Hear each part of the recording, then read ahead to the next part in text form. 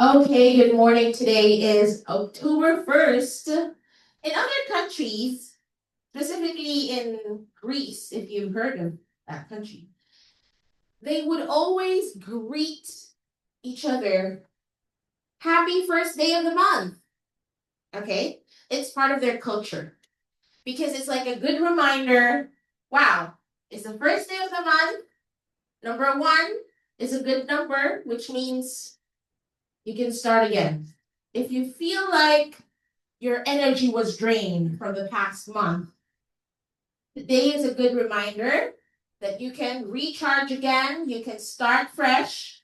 If ever you felt like, medyo hindi ako ganun ka todo sa pagre-review ko last month. Pero this month, I'm going to commit to it. This month, I'm going to do better than how I did previously. I want you guys to challenge yourself to do that. Because there are certain times in your review journey, you would feel stagnant. You would feel like, alam niyo yung body of water na walang waves or walang ripples. It's just stagnant. What happens when the water is stagnant? Yes? I thought you were going to say something. What happens when the water is stagnant? Having an odor or It would smell bad, exactly, bad odor. It would start creating moss or bacteria, right? There's going to be bacteria buildup. There's going to be odor. Kasi when bacteria builds up, odor din yung kasunod nun right? And there would be a lot of parasites or mga bagay na nakakapag-decay or whatever. Basta kadire. Yun, okay? So, when we're stagnant, instead of pataas yung level mo in your IELTS, you kind of get stuck and you deteriorate, which is something bad. Kaya naman check yourselves, okay? Do a little self-evaluation. Am I complacent or am I leveling up? Because it's really good for you to have a little self-checkup in order for you to know, in order for you to identify the trajectory of your progress.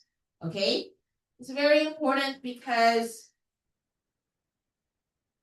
days pass by, weeks pass by so fast. It's already the last quarter of 2025. So, are we closer to our goals? Are we closer to the time frame that we have set to achieving our goals? So, I want that question to kind of linger right now in your mind para magkaroon kayo ng self-check, right? Because I do that a lot. I know it makes me quite anxious and I overthink because of that. But you need it. You need to overthink. You need to be anxious from time to time because complacency won't take you anywhere. Again, today's lecture is Vocabulary 1. It's actually about reading, how you can unlock certain words when it comes to passages. Because as far as I know, every student has difficulty in assessing certain information from the passage. Kasi, especially those who are going to take the academic test. Pero hindi lang naman kasi even general training students, they handle high difficulty passages. All right? As mentioned, vocabulary is the foundation of a new language skill because it affects your comprehension, it affects your listening, it affects the way you express yourself, whether in written or spoken English. That's why it's very important for you to level up your vocabulary. Okay? It accounts for 25% of your speaking test, and it also accounts 25% of your writing test. That's why it's really important. Okay. So we will be discussing context clues.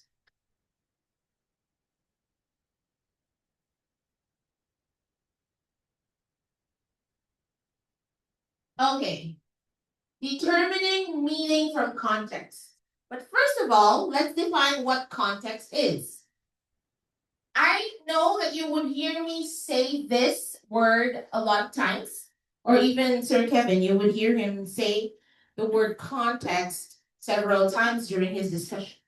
Context are words and sentences that surround a particular word and help fix its meaning. Sometimes you may not be familiar with a complex word, but because of the context and the way it was used in the sentence, somehow you get an idea of what it means. Am I right? I will show you some examples later. Vocabulary in English, we have synonyms and antonyms.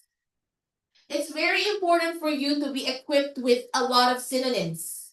Why? Because one certain word, hindi siya applicable sa lahat ng konteksto. Okay? Let's say we're talking about an academic topic.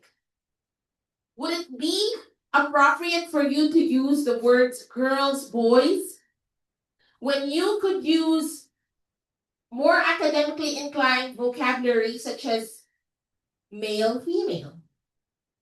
Right? That's why it's very important for you to be competent in this area, which is vocabulary. Because one of the rules in writing, avoid repetition. Okay? That's why you have to expound your vocabulary back. And the only way for you to do that is to invest. Kaya naman open-minded ba kayo? Networking na pala to. I'm just kidding. All right, so you have to invest knowledge in your vocabulary bank, and there's no other way, there's no shortcut. I have a student who keeps asking me, is there a theory? Is there a way for me to possibly achieve this score in IELTS? Yes, but there's no shortcut. Okay? You have to go through the process. You have to go through the levels in order for you to achieve that band score. Because even I was not able to achieve my desired band score on my first take. Because it's been only less than a year since I started studying IELTS, and then all of a sudden I took the exam. So I feel like the results of my IELTS test is mediocre. That's an average lang siya for me. My OBS is 7.5. I'm disappointed with my reading score. So I'm also quite disappointed with my listening score. Kaya naman, as the months go by, I try to challenge myself to focus more on those weaknesses, okay? So anyway, in order for you to understand a specific word, you need to also pay attention to the context or the sentences, the words that surround that specific word, in order for you to use your common sense. Because that's it. That's basically what you need. Common sense in order for you to unlock certain words. It's more of analyzation. You need to activate your analytical thinking skills. So let's take a look at the first example here. We have example number 1. All right.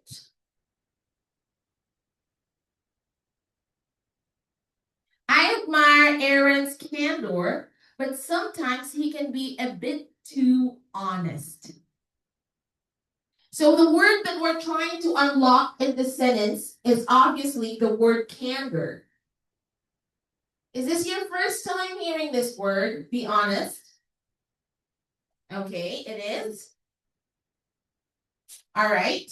The first thing that we need to pay attention to is what tone does this word have.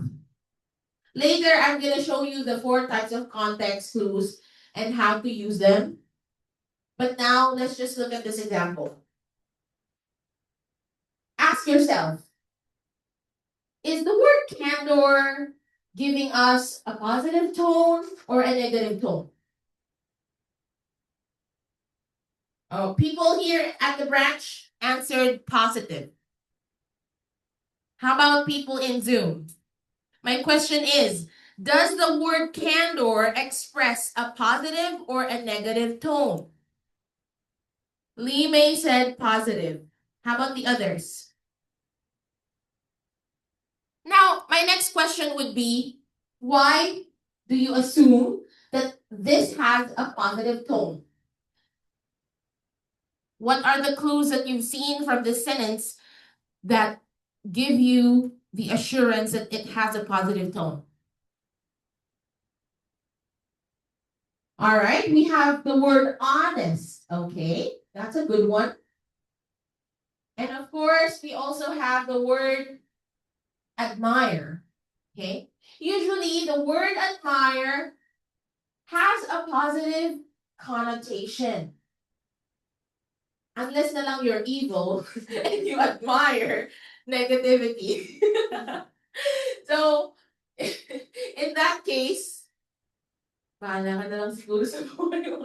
So, when we say the word, when we first hear the word admire, ang unang papasok sa isip natin, it's a positive word. It has a positive connotation. Ibig sabihin ng connotation, yung word na yon may kaakibat na positivity.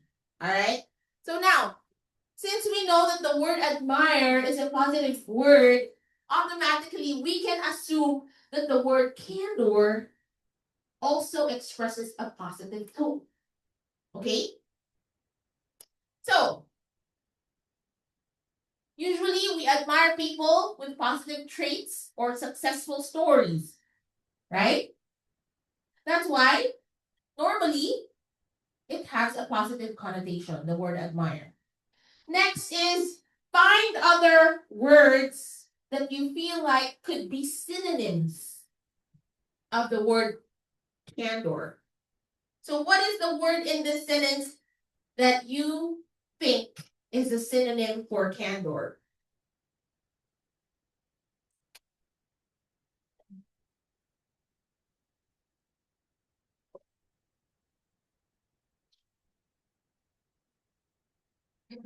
Okay, I've heard somebody say honest.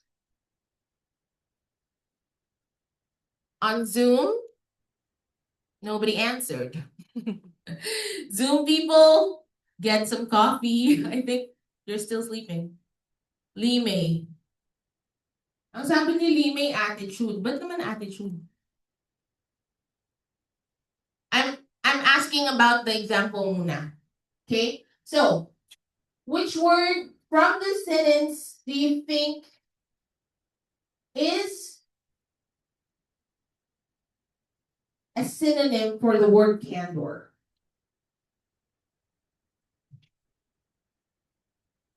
So, Mitchie, ikaw ba yan? Natalie, you said that honest is a synonym, right? Okay. You're actually right. Because candor means being open and honest about your opinion or about something, okay? I admire Aaron's candor, but sometimes he can be a bit too honest. So, the speaker says, nakamangha-mangha yung kanyang pagiging honest. Kaso nga lang minsan, masyado na siyang honest or too frank. May mga ganung tao talaga na parang hindi mo na mag-iisipan yung sinasabi, okay? So, you need to filter, di ba tinuturo natin yan sa speaking? Filter your thoughts, your ideas before you deliver them. Because it's very crucial in order for you to, express your ideas more smoothly and effectively. Basically, in life, you have to do that as well. In order for you to have a harmonious relationship with people, it's much better to shut your mouth. Shut up if you don't have anything good to say, okay? I'm sorry? I'm laughing right now because I'm thinking of someone.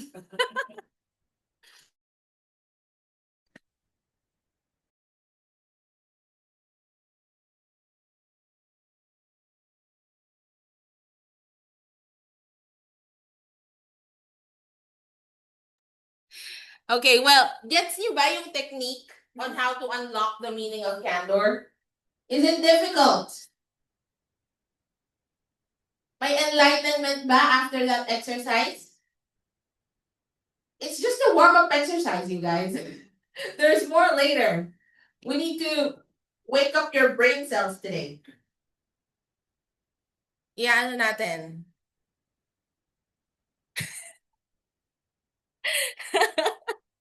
Okay, so let's move on. We have 4 types of context clues. The first one is restatement. Like in the example given earlier, nirestate niya yung meaning ng word by using a synonym. That's why it was easy for us to unlock the meaning of candor, right? The second type is positive negative. Check the other words within the context, which can give you clues whether it's a positive or a negative tone. Next, we have contrast. Are there any contrasting ideas? And specific detail, more examples given to help you unlock the meaning of words.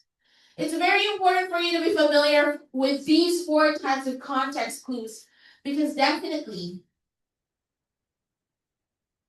when it comes to reading, there are passages that do not have the same exact words in the questionnaire. They're either paraphrased or restated.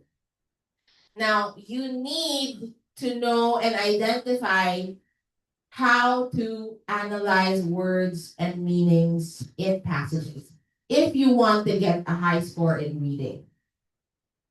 And the only way for you to do that is to practice, practice, practice. Kasi lahat naman ng bagay kayang sanayan, right? Nakakasanayan. Hello, rest in peace sa Tagalog ko. 24/7 I speak English. So sometimes I forget to speak Filipino already. Except on weekends. Because when I'm, at home, I don't really do classes.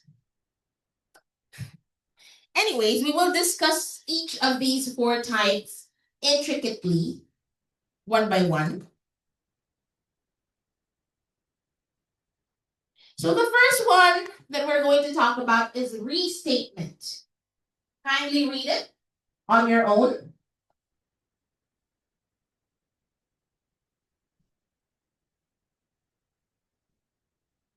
That's why I'm asking you guys to engage with me here in the discussion is because I want to make sure that you're keeping up. Okay? That's why I'm asking you to participate. So the sentence uses a word or a group of words with similar meanings, such as the first example given earlier. On the first example given earlier, I admire Aaron's candor, but sometimes he could be a little too honest. The word honest and candor are actually very similar. They're synonyms. So that's how you use restatement. Okay, now I'm going to show you more sentence examples that we will be unlocking together. Okay. The first example says, the baseball coach punished the team's duplicity or deceitfulness after they admitted to using steroids to boost their batting averages. Kulang ng punctuation mark. That's an error. So, anyway, edit ko lang later. Now, I'm giving you 5 seconds to read and analyze the first example.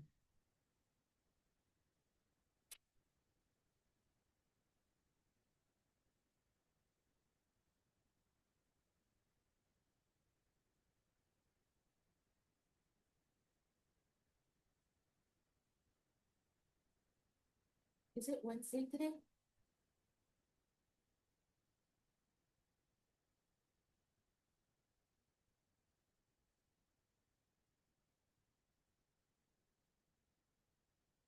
All right.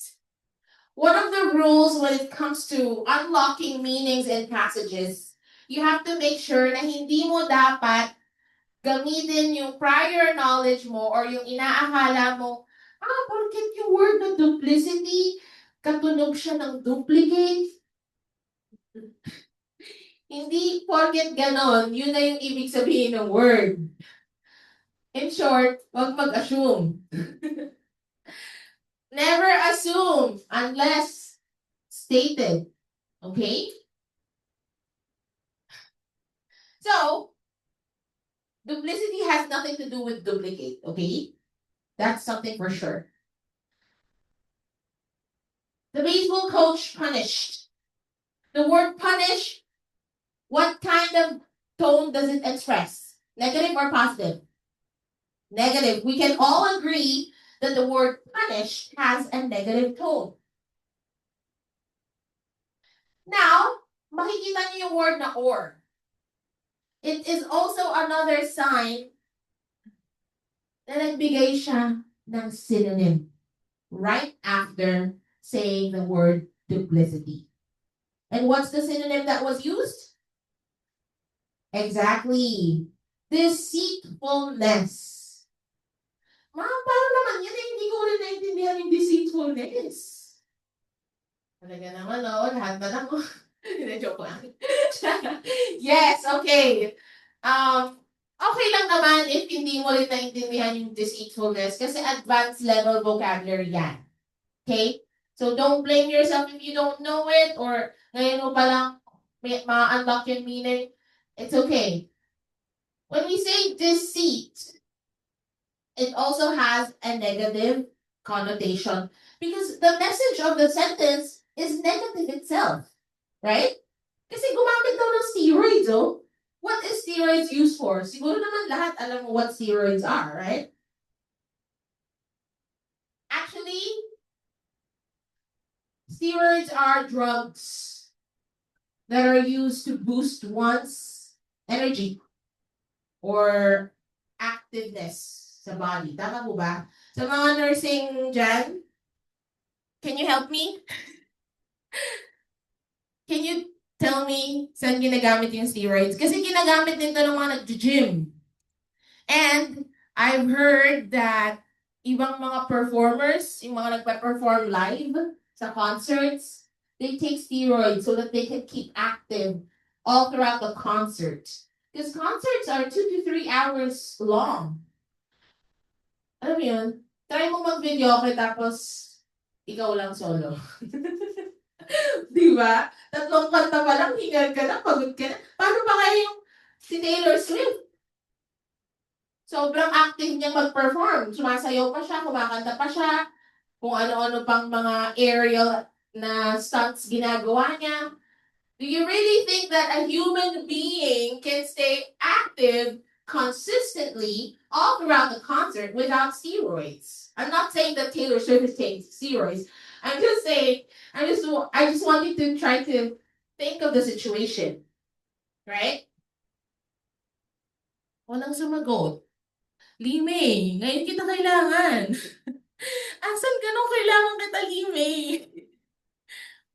Steroids are used for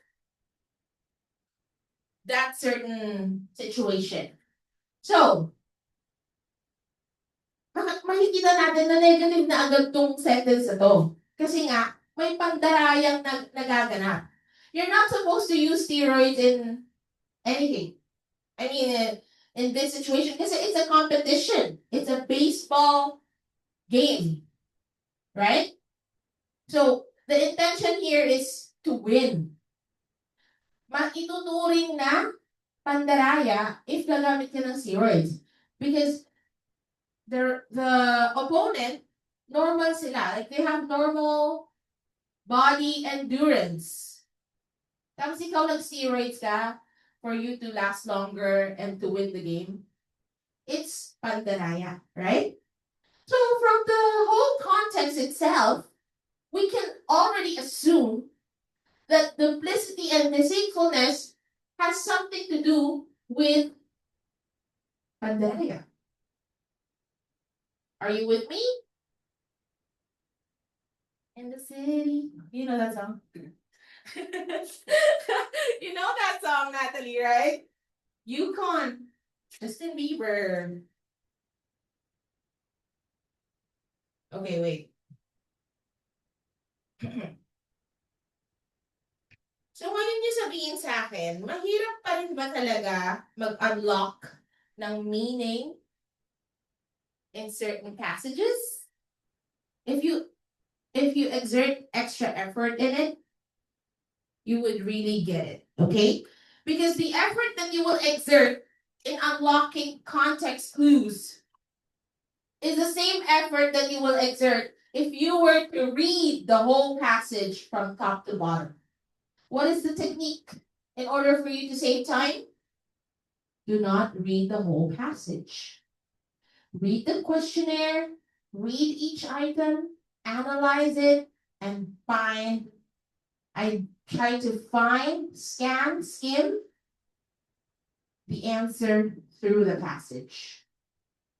Kaso ma'am, sigurista talaga ako. Gusto ko talagang basahin po eh. Ano, ganun yung naiisip niyo, di ba? But I realized, paubos na yung oras mo. Di ba? Kaya naman, we have to make use of other techniques. Because IELTS is made to make you fail. Ngayon, utakan mo si IELTS. Di ba? Imagine, 3 long passages in 1 hour? Kung tutusin, hindi pa sapat sa akin yung oras na, hindi sapat sa akin yung oras na yun to analyze that complex kind of passage and test. Pero yun nga, it's an assessment test, so definitely, may time limit, right? You need to find other ways in order for you to get through it successfully. Okay, are we clear now with the first example? So, ang ginamit na technique dito is restatement.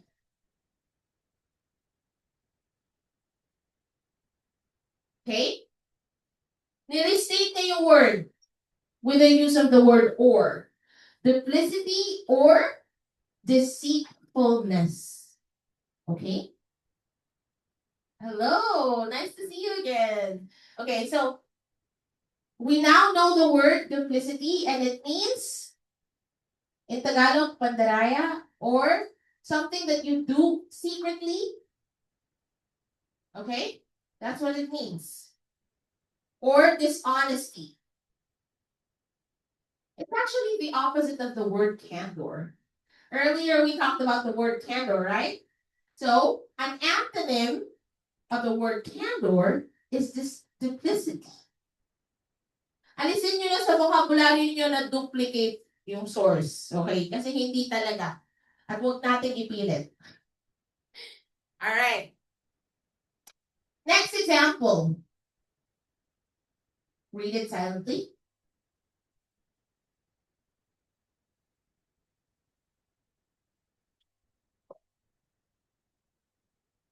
The slender woman was so thin, her clothes were too big on her. The slender woman was so thin, her clothes were too big on her. So, which word is a restatement of the word slender? Big. Mm-hmm. That's right. Anyone else? Do you think that his answer is correct?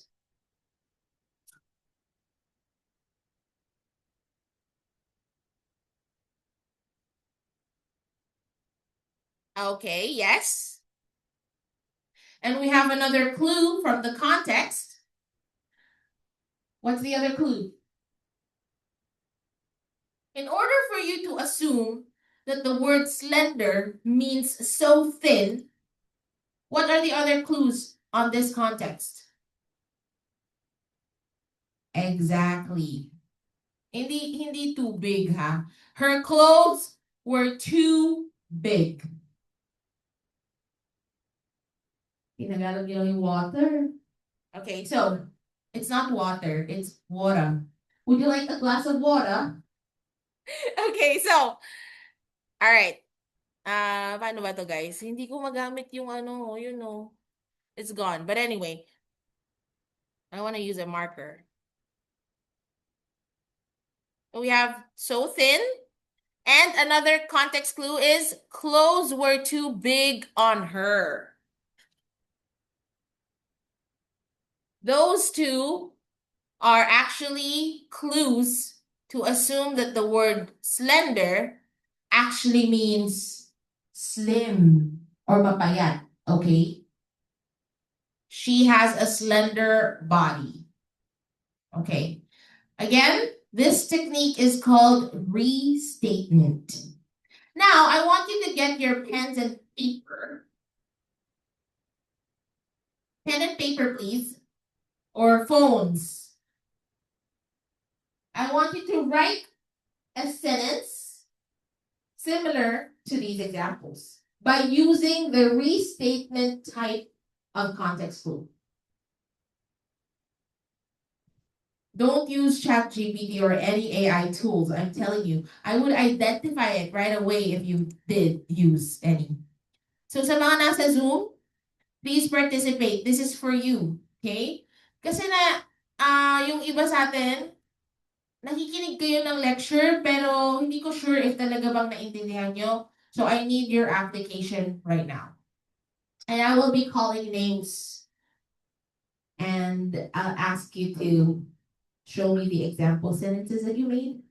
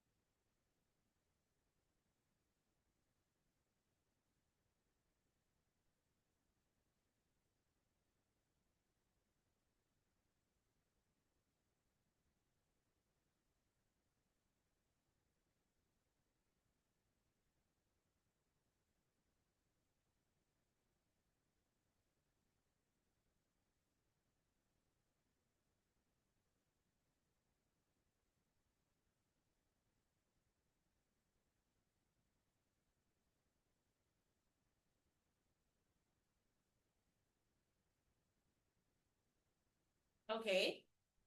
Anyone who wants to share their examples?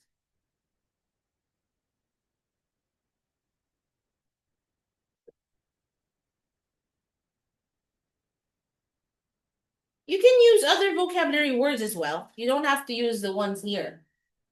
Think of something else. Mom, I tried. Okay. The boy is hilarious and very happy with his joke. Oh, maganda yun. Maganda po yung example na yun. Ang sa Tagalog po niyan, siya lang natawa sa joke niya. Just kidding. Okay, the boy was hilarious and so happy with the joke that he cracked. Dinagdagan natin ng crack. Ibig sabihin, to crack a joke means nag-joke ka. Ulysses Santiago.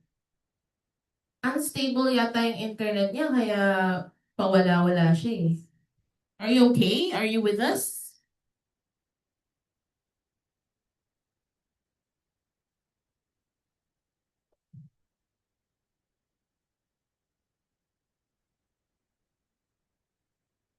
Okay. Anybody else from the group? Parang hindi active ngayon yung mga nasa Zoom, ah. Ano na, yung mga nasa Zoom hindi nagbibigay ng example sentences. Sabi ko na nga ba, mga natutulog lang kayo eh. Just kidding. Si Sir Kevin. O, kapag hindi sumagot, kick out ah. Sino na na-kick out dito? Pero ayoko mag-kick out. Tatatlo na nga lang yung members, i-kick out ko. Hindi, joke lang. Madami-dami din. Ilan ba yung members ngayon sa Zoom? 10? No, 8. 8.5?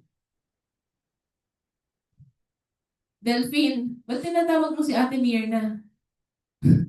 The woman is delighted on her dress. Okay, Limay. Asan dito yung restatement? Kailangan i-restate mo yung word.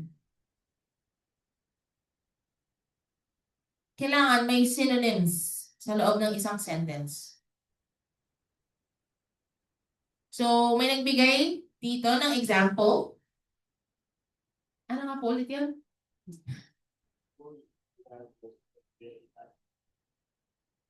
Okay. The boy is hilarious and was very happy with the joke he cracked. So, sinabi niya doon, ginamit niya yung word na hilarious, and then the joke that he cracked, it's a context clue or a restatement that there was something funny in that situation. Okay?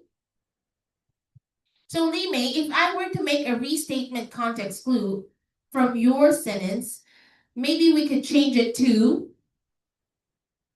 the woman is delighted.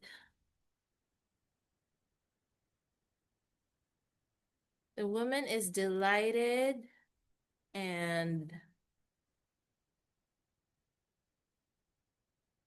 the woman is delighted on wearing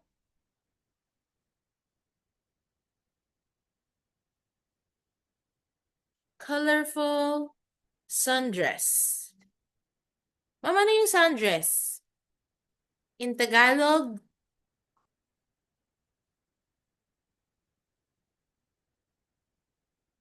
Yung sinusuot ng mga mommy. Pag nasa bahay lang. The woman is delighted on wearing her colorful duster. Ayun, ayun. Colorful sundress. Kurt, the skinny woman was so thin that her clothes were too loose on her. Hoy, Delphine, ba't mo naman tinawanan yung example? Grabe talaga to. Actually, tama yung example ni Kurt.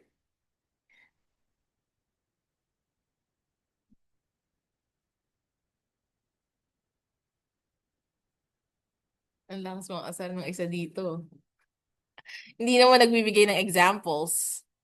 Anybody else? Yes, Michi, I know, you've been wanting me to call your name. Okay, what is it? But I'm not sure what, It's okay. the individuals or entities are expecting for the tax they paid to be repaid. Ang seryoso. Okay. Dahan-dahan, isa pa po. The individuals or communities are expecting for the tax they paid to be repaid. Individuals and communities. I think the individuals or the members of the community, I think. Kasi individuals, hindi siya exact synonym ng community. Although a community is a group of individuals, right? So, individuals or members of the community. Okay? Like, at dagdagan lang natin ng members of the community. Ba't puro kayo slim? Yung mga examples niyo dito. Si Ulysses tsaka si Kurt. Naggagayahan lang kayo dalawa eh. The petite woman was slim that her clothes were humongous on her. Okay, that's a good one. But guys, hindi nyo naman binago yung example na nandito. Okay, fine. I'll accept that. At least you understand how to do that. Ang kulit ni Ulysses, tinawanan niya yung sarili niyang example. Okay. All right, so now let's move on to the next one. The next one is positive, negative. So you have to pay attention if there are any words that express positive or negative tone. On the first example, relationships which are not directly apparent are inferred or implied.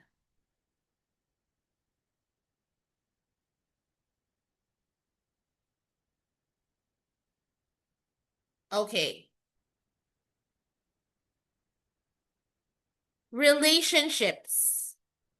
We're talking about relationships. This is the context, okay? Relationships which are not directly apparent are inferred or implied. Actually, these have opposite meanings. Yung directly apparent at saka inferred or implied, magka-iba sila. Like totally opposite. Pag kasi sinabi nating implied, it's there but it's not obvious. Alam niyo yung situationship ba tawag doon? Guys, kapag meron naman talagang feelings pero walang label. Yung tipong nag-update kayo sa isa't isa, ng ginagawa niyo everyday. Pero wala naman label. Yun yung ibig sabihin ng implied, guys. Yung parang, andun siya eh. Pero hindi siya labeled na nandun. That's what you call the message is implied. You got it? Hindi directly nakastate kung ano yung pinaka-word, but because of the context clues, the message is implied. Andun siya. Kailangan mo lang siyang i-analyze mabuti. Which is the opposite of not directly apparent. Kasi pag sinabing directly, there is assurance. Direct nga eh, di ba? And apparent means obvious. Relationships which are not directly apparent are inferred or implied. Sa madaling salita, it's a situationship. Am I right, Natalie? Because you're smiling there. And I feel like you're agreeing with me. So sa mga Gen Zs, alam na alam niyo yan, guys. Right? Sino dito in a situationship? Ma'am, hindi kami Gen Z, di namin alam yung situationship. Guys, sorry, hindi rin kasi ako Gen Z eh. Pero alam ko yung situationship. Nicole, baka gusto mo i-share sa amin kung ano meaning ng situationship.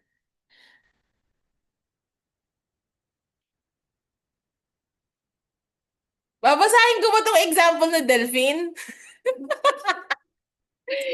Delphine, natatawa sila dito just by hearing your name.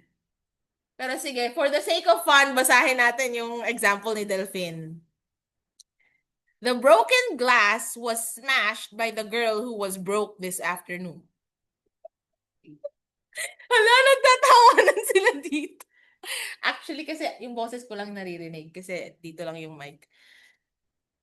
Okay naman, Delphine, pero wala lang kinalaman yung broke na babae, ah. Pero the broken glass was smashed. Those are somehow similar, right? Paano hindi mabe-break yung glass and na-smash nga? It's a little redundant though, right? The broken glass was smashed.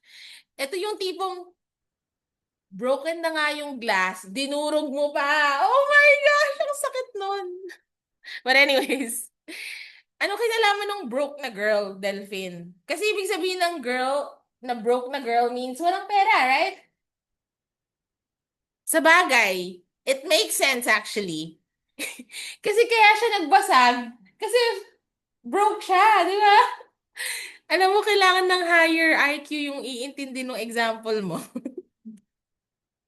Buti na lang we're here, right? Okay, next we have Kurt. Ay, hindi pala to example. Tanong pala. Ay, hindi pala siya tanong.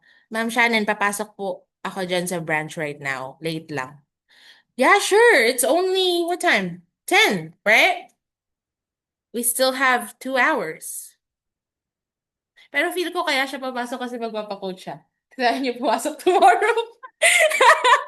Tama ba, Kurt? Tingnan mo yung tingin ni Nicole sa akin. Magpapacoach din siya later. Oh, really? You're so sweet naman, Kurt. She's gonna give me something kasi daw, kaya siya pupunta. Yeah, I'm not gonna be here on Thursday, Friday, and Saturday. It's gonna be Sir Kevin who's gonna cover the rest of the week. Rhea, gusto ko din sa branch. Tara na po kayo dito. May bazaar. May bazaar. Why are you here, Jason? You're already here physically. Why would you be here? Pandagdag, sige. Ah, may ibibigay lang po ako sa inyo, ma'am. Magbibigay po siya ng sobre manunulisit daw po. Pwede naman, why not? I'm very generous. Lalagyan ko yan ng 20. Charis. Okay. Buti nga ako, 20 si Sir Kevin, yung price daw, 1 pesos eh. 1 peso. Analyze if a word conveys Okay, are we clear with the first example? Because the meaning of not directly apparent, inferred or implied, yun yung ibig sabihin. Okay? Not directly apparent, meaning hindi siya obvious, pero andun siya. Okay. Next is analyze if a word conveys optimism or pessimism. Okay? Optimism means positivity. Pessimism means negativity. Okay, ito na yung first example, guys. The haberdashery was Lou's favorite place. He loved shopping for nice suits. The people who worked there were so kind and helpful. All right, so the word that we're trying to unlock is haberdashery. What on earth does haberdashery mean? The haberdashery was Lou's favorite place. From the first sentence itself, we already know that haberdashery is a place, right? Next, he loved shopping for nice suits. That's another clue. Now that we know that haberdashery is a place, the next clue tells us it's a place to shop. It could be a store, a boutique, all right? And then another clue is nice suits. So alam niyo naman, ang mga boutique, nakadepende yan sa kung anong apparel yung available. There are boutiques na pang babae lang. There are boutiques na pang lalaki lang, yung mga apparel nila. But there are also the ones na it's for everyone. My kids, my pang women, my pang men, my plus size, mga ganon. Okay, like H&M and what else? Cotton On, Zara, yung mga ganyan. Ano ba? Bershka, yung mga ganong brands, lahat available. But here, ang specific lang na sinasabi is nice suits. And Lou is a man. Kasi ginamit natin pronoun and he, right?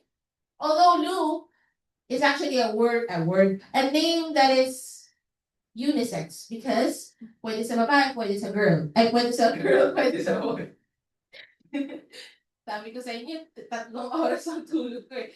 So anyways, yun na nga. We assume that he's a guy and that haberdashery is a shop which sells nice suits. The people who work there were so kind and helpful. The last sentence, though, doesn't really contribute to the context clues. Pero pandagdag lang siya, ganun. Okay? Kasi nagkikwento siya dito eh. So now, what do you think is the meaning of haberdashery? Because of the clues that you saw, how can you unlock, or I mean, what have you assumed the meaning of haberdashery is?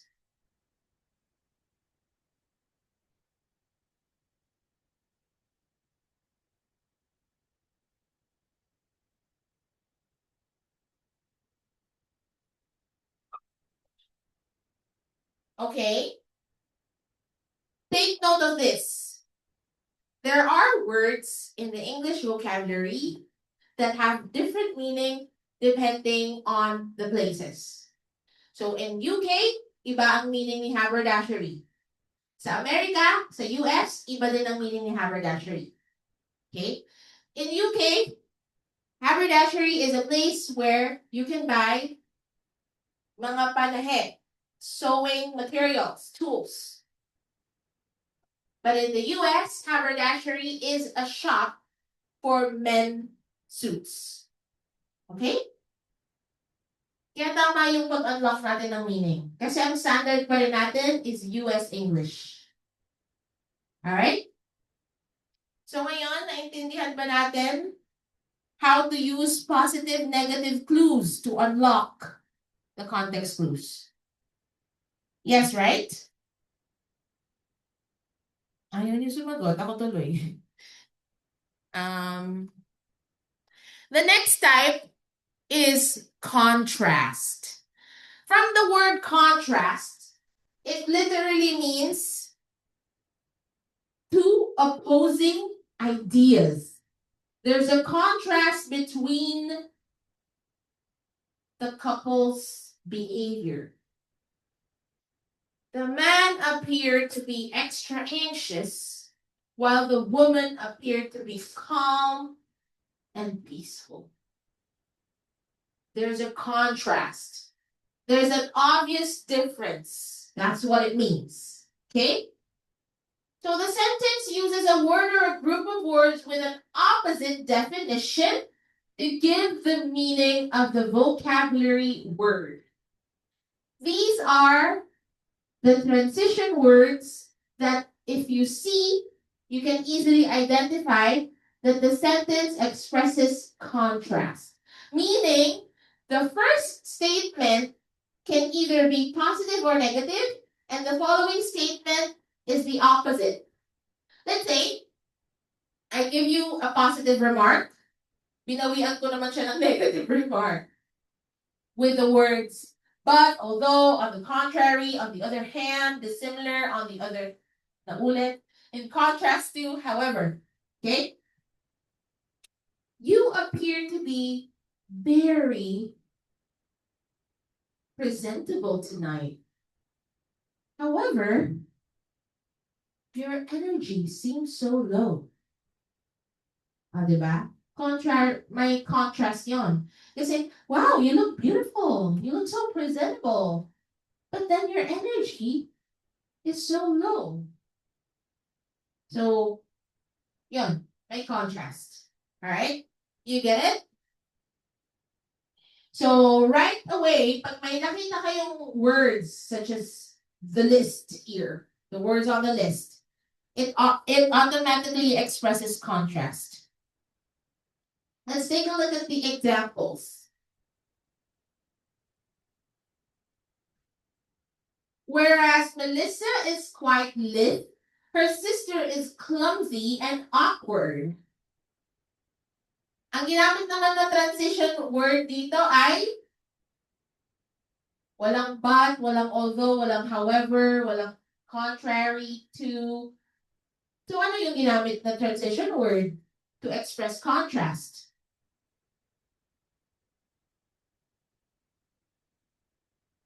Whereas, okay? Hindi siya nakasituate sa gitna ng sentence, pero nandun siya sa simula. But the sentence was partitioned with a comma. Whereas Melissa is quite lithe, Her sister is clumsy and awkward. So, since na-identify natin that whereas is a word that transitions ideas from positive to negative or negative to positive, vice versa, now we can assume that the first statement expresses the total opposite of the following statement, right? Hindi natin alam yung word na live. It's something alien to you right now. But if we look at the following sentence, it says here, her sister is clumsy and awkward. Ano ibig sabihin ng clumsy?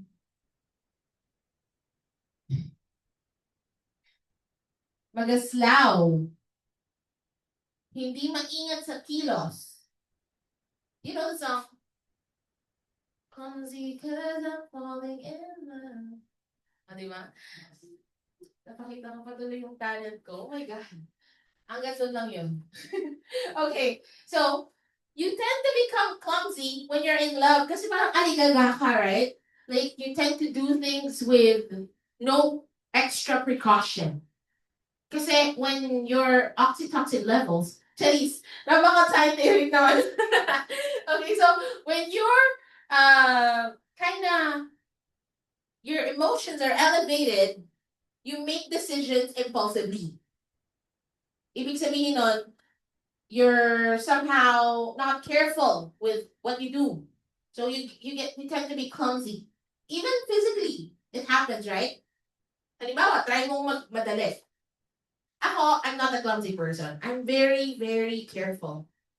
Especially if I'm not if I'm in another person's house. I really avoid breaking anything. And generally, that's my attitude. I'm not clumsy at all. I really hate people. I don't hate people who are clumsy. It's just that the behavior pisses me off. It's one of my pet peeves. Kasi kaya mo naman sanang gawin ng maayos or masinop yung isang bagay. Why would you do it in a clumsy way? I mean, yeah. Pero no judgment kung clumsy ka. That's just me. Okay? So, yun yung meaning ng clumsy. Bara-bara ka sa kilos. Awkward. Ibig sabihin din nun, negative din yung meaning ng awkward, di ba? Tsaka ng clumsy. So, we can assume that the word lit is the opposite. Kasi kinakumpara si Melissa tsaka yung sister niya. Ayan, dyan magagaling ang mga Pinoy na nanay, no? Yung pagkukumpara ng magkakapatid. Bakit yung ate mo ganito, ganyan? Go! Diba? So, Melissa is quite lit. Ibig sabihin, kabaliktaran siya ng clumsy and awkward.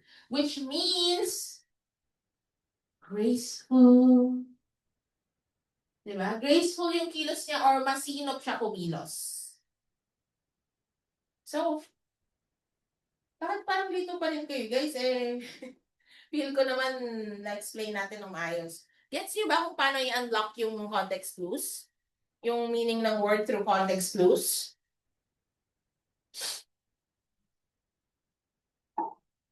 Okay.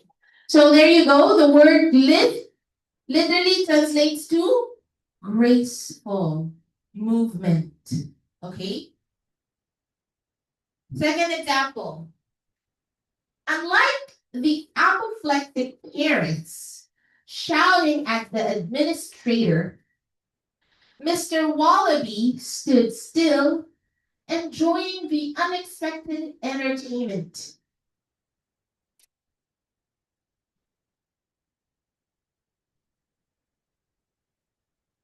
So, which word in this sentence identifies that there are two contrasting ideas? Very good. Your answers are correct. Unlike. Unlike means hindi tulad na in Tagalog, right? Ang opposite ng unlike ay likewise. Pag nakita niyo yung likewise, ibig sabihin dalawang magkamukhang examples ang ibibigay. But since we read the word unlike, this is a go signal na contrast ang gustong i-express sa sentence na lang. Okay?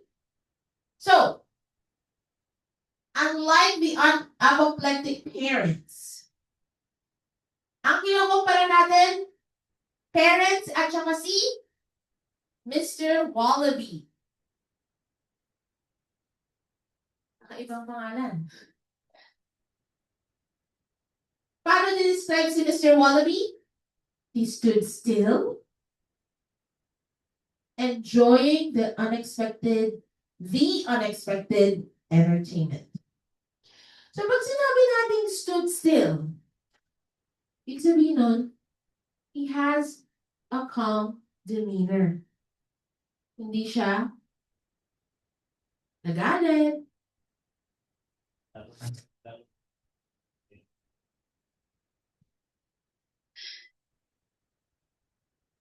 Okay.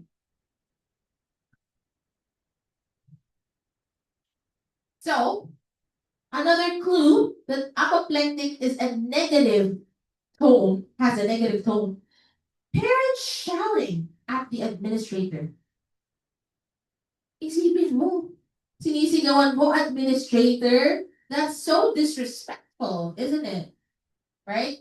Because no matter how bad the situation is, you don't shout at an authority. Right?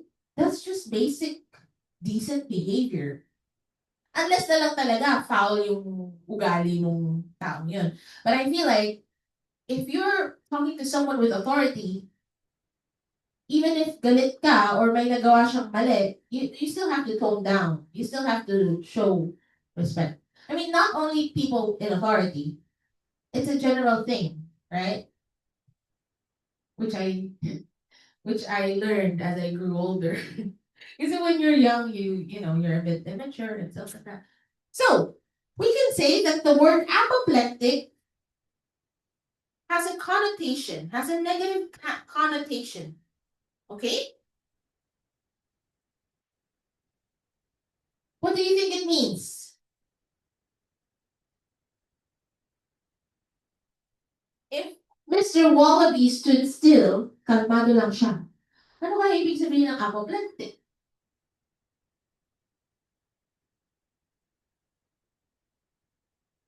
The opposite of kalma is angry. And I don't think they would be shouting if they were not angry, right? They were angry. They were furious. That's why they were shouting. Again, this is what you call the contrast type of unlocking context clues. Any questions? We're gonna end with specific detail before we take our break. Okay.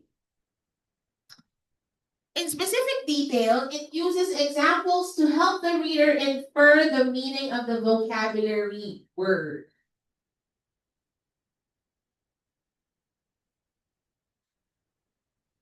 Look for words or phrases like such as, including, consist of. You can also look for colons and dashes. Isa yan sa mga clues, guys, yung colon at saka dash. Ibig sabihin nun, magbibigay siya ng similar example. Okay? O kaya yung word na or. Nakita nyo yung madalas kanina sa mga examples, right? Right after the word or, may binigay siya same meaning or an example. Okay. So, this is how you use specific detail to unlock the meaning using context clues. All right, the first example says, the river was full of noxious materials such as cleaning agents from factories and pesticides from the nearby farms. The word that we're trying to unlock is the word noxious. Ano ba yung word obnoxious? If someone says you're obnoxious, hindi ka dapat matuwa. Okay? If you're obnoxious, it means hindi ka nakakatuwa, actually nakakainis kang tao, you're so annoying. That's what obnoxious means. So since eto naman tinanggal yung AP, noxious na lang, it also has a negative tone to it, okay? So, the river was full of noxious materials. At ang mga binigay na examples ay cleaning agents from factories, pesticides from the nearby farms, meaning the chemicals are toxic. Okay? Ayun, nakita natin yung such as. So, pag may nakita tayong such as, ibig sabihin nun, magbibigay na ng example na kasunod. So, the river was full of liquid na sobrang toxic. Kaya naman, it's polluted. It's safe to say that in this example, the river is now polluted with harmful chemical ingredients. Okay? All right, now let's move on to the second example. When going to an office party, you should show your best decorum. For example, dress your best, drink and eat moderately, and be sure to thank the host before you leave. Okay. So, i-analyze natin yung meaning. Pupunta ka sa office party. Sino yung mga tao sa office party? Office mates pa naman. Kailangan naman ibang tao, di ba? And for sure, not only your colleagues will be there, but also your supervisors, managers, bosses, CEOs, because it's an office party. Kaya naman, you should show your best decorum. Automatically, you would know that you should present yourself really well, since you're going to be engaging with people in the business or in the corporate industry, right? So, best decorum. What will you assume now? According to the explanation that I gave. Kapag kasi sinabi ko yung word na demeanor, na madalas kong ginagamit, sabihin niyo, ano ba yung demeanor? It's your manner, okay? Like, you display positive demeanor in class, meaning positive behavior, positive way of speaking, okay? So, decorum means demeanor. It's positive behavior. All right? So, you have to show your best decorum or best positive behavior. And the examples are dress to impress, drink and eat moderately. Ay, hindi. Yung mga Pilipino magsasharon pa nga eh. And be sure to thank the host before you leave. Yes. Thank the host before you leave. Kasi yung mga host ng parties, they really exert a lot of effort from organizing everything, from financially budgeting everything. That's why it's really important to thank the host. Okay? Bibigyan ko kayo ng exercise after our short break. Okay? Let's have a 5-minute break. So everyone who needs to go to the toilet or needs to get something, do so during the break time. All right. Let's check. Example number 1. I admire Aaron's candor, but sometimes he can be a bit too honest. Candor means A, attitude, B, frank or sincere speech, C, readiness to judge or criticize others, D, comfort speaking in front of people, and E, irritability. What is the correct answer?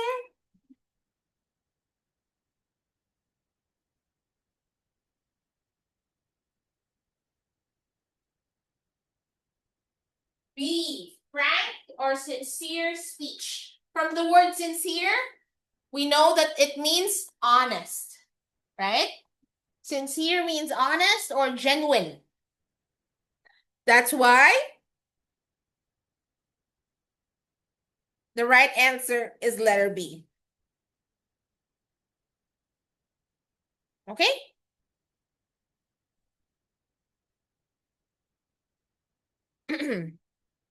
The sentence up earlier used two types of context clues. The restatement and positive negative, right?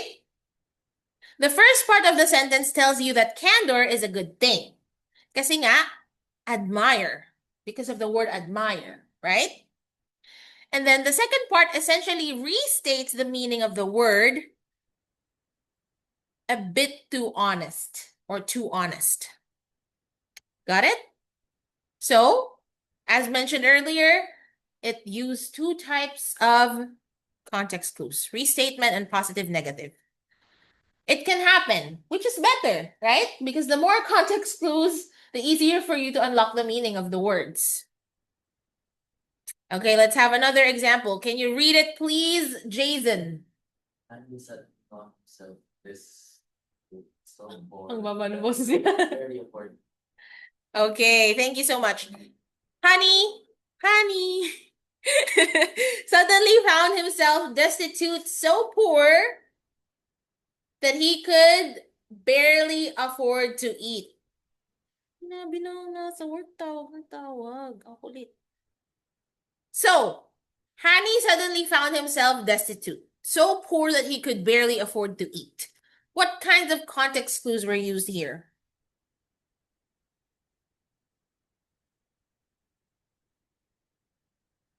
Try to identify.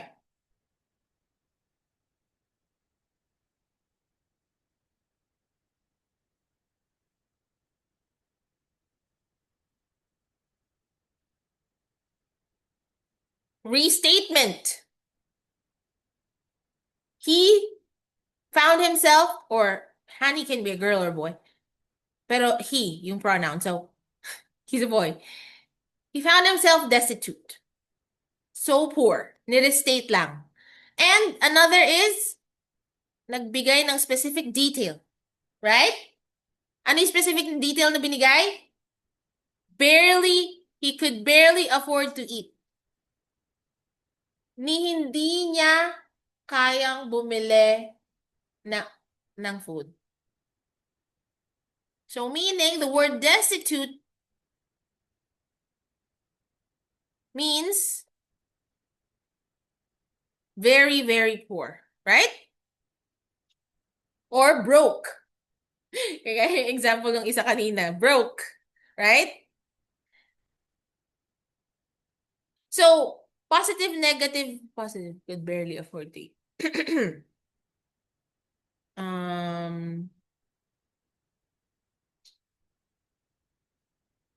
Mali lang ng lagay dito, pero guys, restatement and specific detail tong context clues na to. Hindi positive, negative, okay? Kasi could barely afford to eat is, yeah, it's negative also, but then, mas specific detail siya, okay? So now there's going to be another example, but this time it's a paragraph.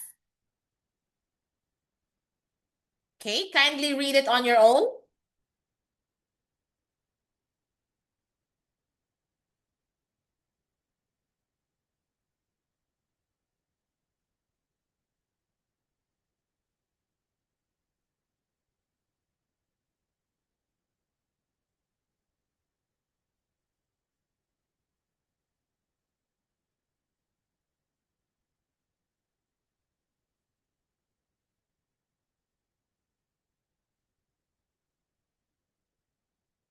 Okay?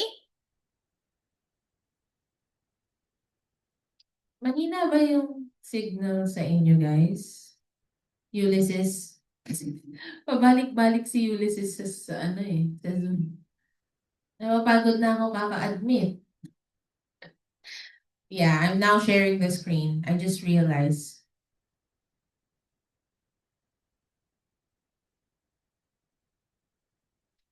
Okay, so let me read it for you. Sarah had worked so hard for the past few weeks that she decided she owed herself a day of complete indolence. Saturday, she slept until noon, ordered takeout so she wouldn't have to cook, and left the dishes in the sink.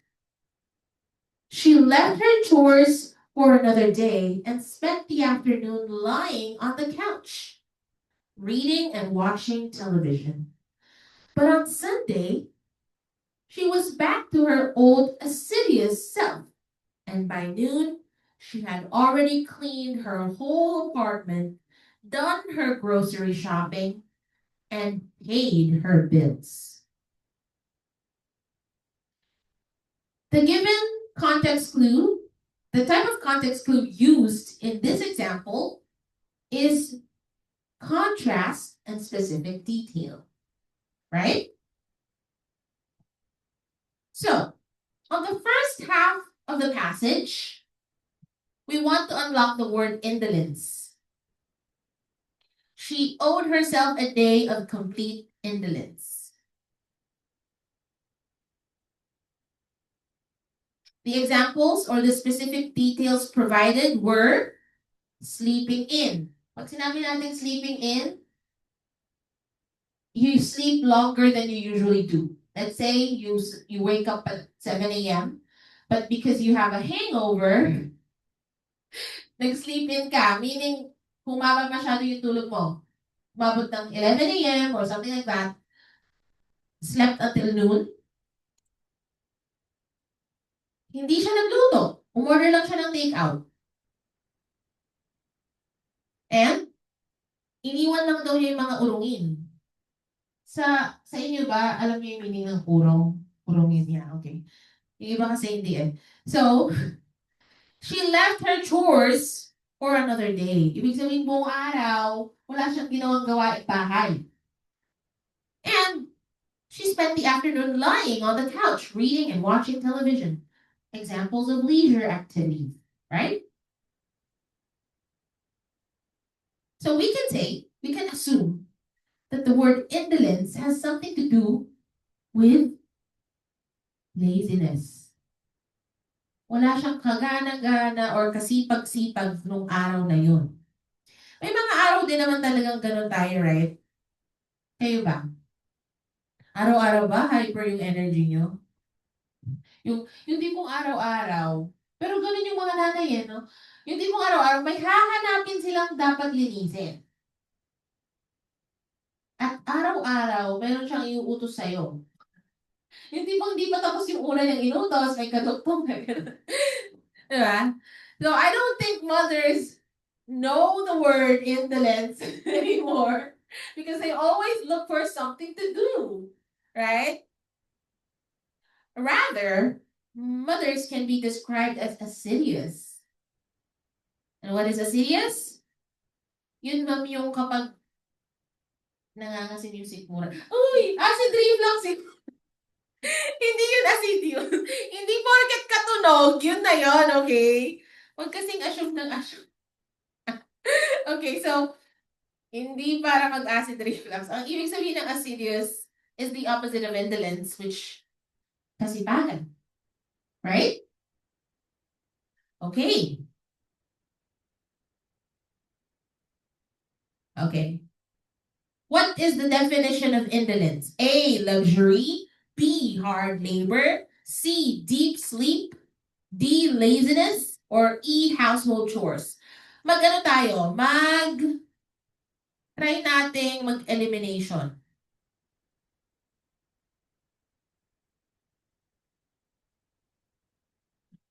Pen. Okay. Do you really think that the word indolence has something to do with household chores? It has something to do with household chores because ang mga binanggit kanina, hindi siya nagluto, hindi siya nag-urong, at yung mga chores niya daw, iniwan lang niya. So somehow, pwedeng ito eh. Somehow may relationship eh, no? There's relevance. But it does not directly mean indolence, right? Because indolence is a kind of behavior, right? Hindi siya household chores. Laziness, this is actually the correct answer. Because luxury has nothing to do with it. Although malilito ka rin kasi nga, baka kaya siya tamad gumawa ng mga gawain bahay kasi may katulong sila, right? So, she probably living a luxurious life. Pero, binawi kasi sa pangalawang past, sa pangalawang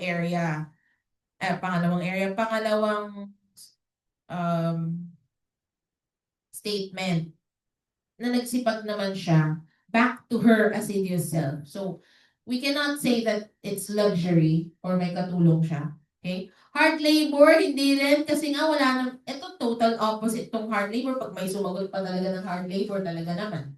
Di ba? Deep sleep, hindi naman din kasi hindi lang naman siya natulog. Hindi lang naman yung binanggit na ginawa niya, di ba? So definitely, we are left with D or E. Pero alam nyo nang ito yung sagot kasi chinekan ko na, di ba? So, wala na. Alam nyo na. Okay, so gets ba kung paano nyo i-eliminate yung mga answers na hindi na possible na maging sagot? Okay? That's how you eliminate. Okay. Tips and strategies.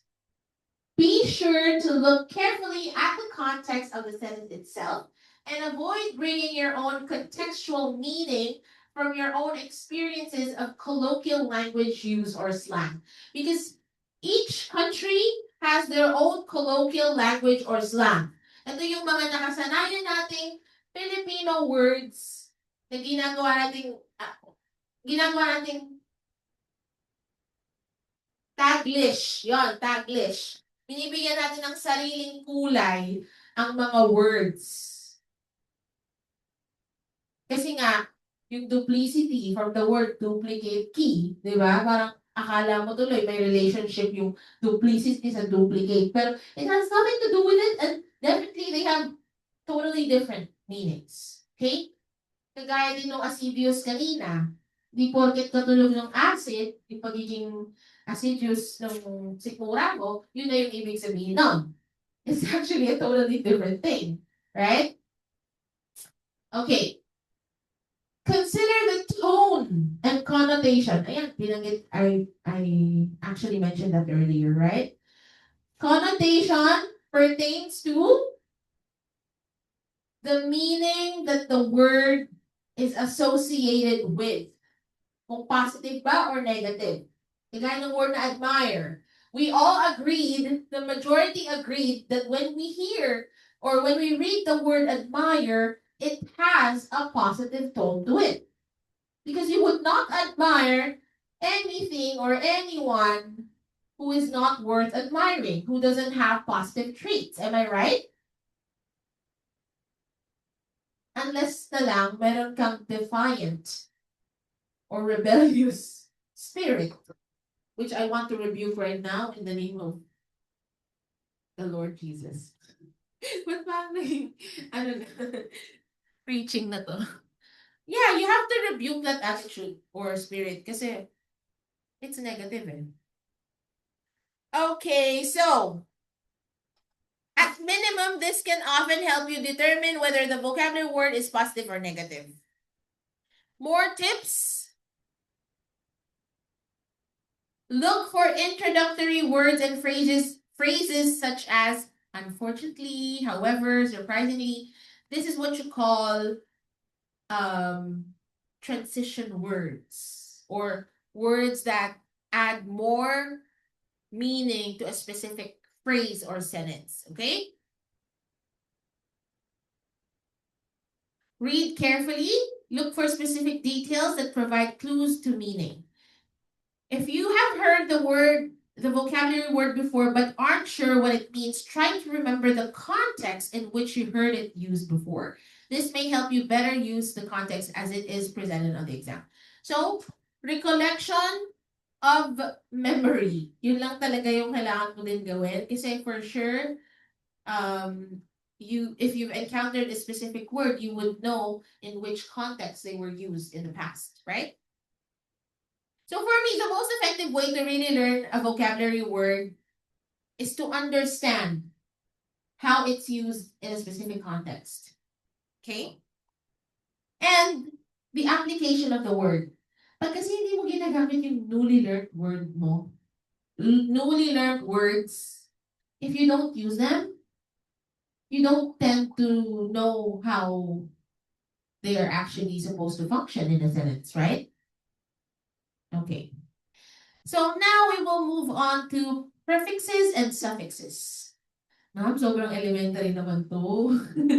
Pero don't worry, hindi naman to elementary level na prefixes and suffixes. It's actually for you guys. Okay? Oh, Jason, nag-message ka sa akin, right? Would you like me to read it aloud or would huh? You just want me to read it personally. Okay.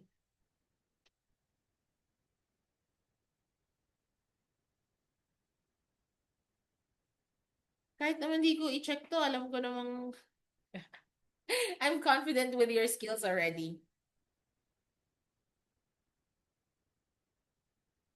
Okay. So why do we need to talk about prefixes and suffixes?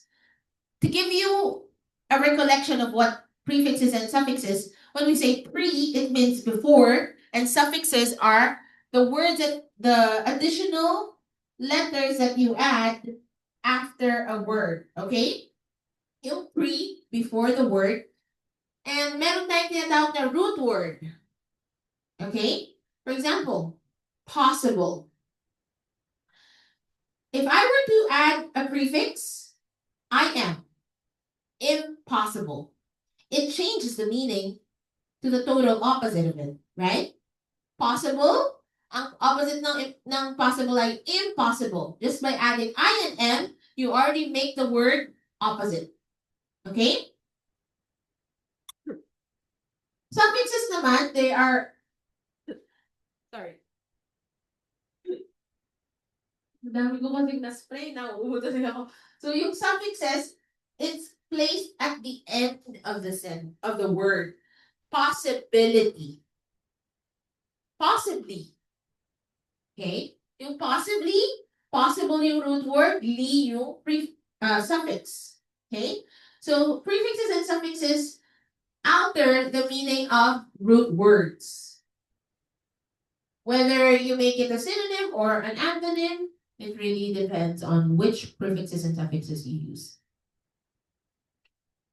So the purposes of prefixes is first to determine whether a word is positive or negative. So we will show you all the list of words that you will see, list of prefixes, in order for you to,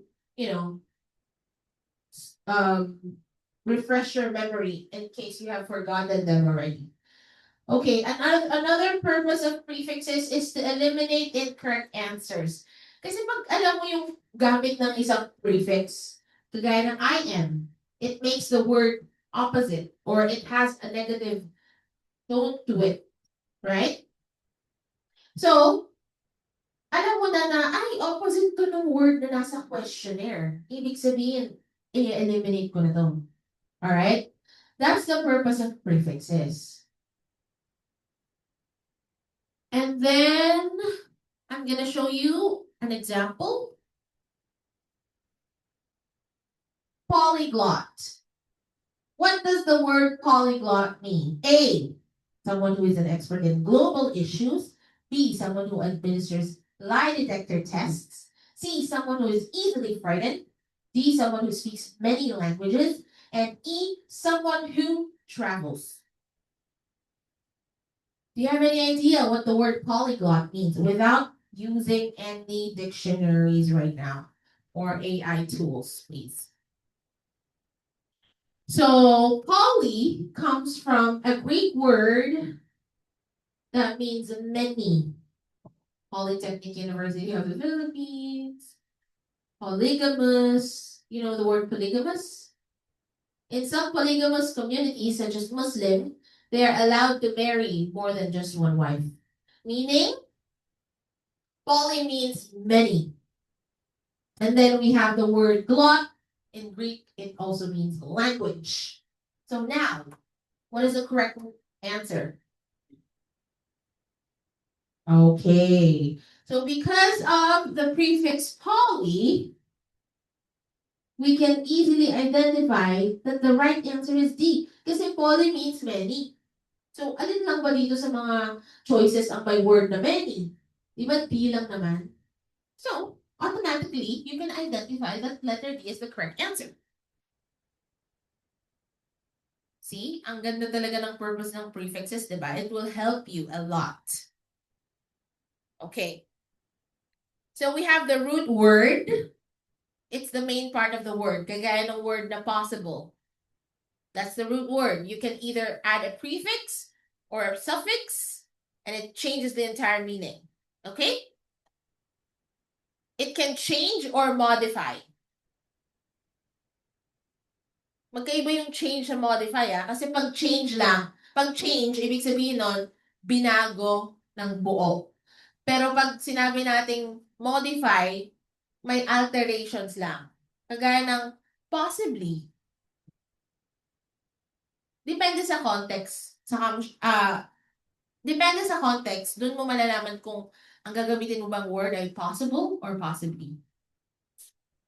Okay? If I say, is it possible for you to hand me the marker? Is it possible for you to hand me the marker? Tama yung paggamit ko ng word na possible. Right? Could you possibly hand me the marker? Same lang ba yung meaning ng two sentences? Same, di ba? Pero ginamit ko two different structures. Kaya magkaiba yung gagamitin mo. Hindi pwedeng possible tsaka possibly sa same structure. Okay? Is it possible for you to get me the marker? Could you possibly get me the marker? Okay. See the difference? Akala ko may pumasok na pusa sa bahay namin. Detect lang pala niya yung movement sa labas. Okay. So yeah, no need for further explanation. I did explain these. Now let's take a look at the second example. To malign means. Sige, try yung isipin kung ano yung tamang sagot dito. Malign.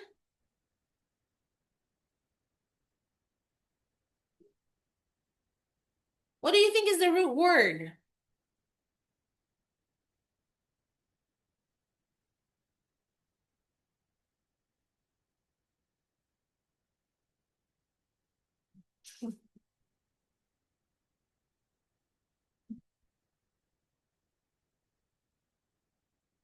May nagsabi maligno daw.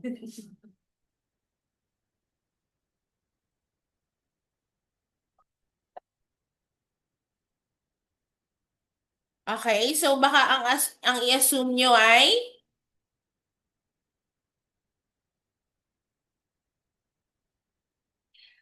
yun. In-assume nyo na ang malign is to arrange daw yung sagot.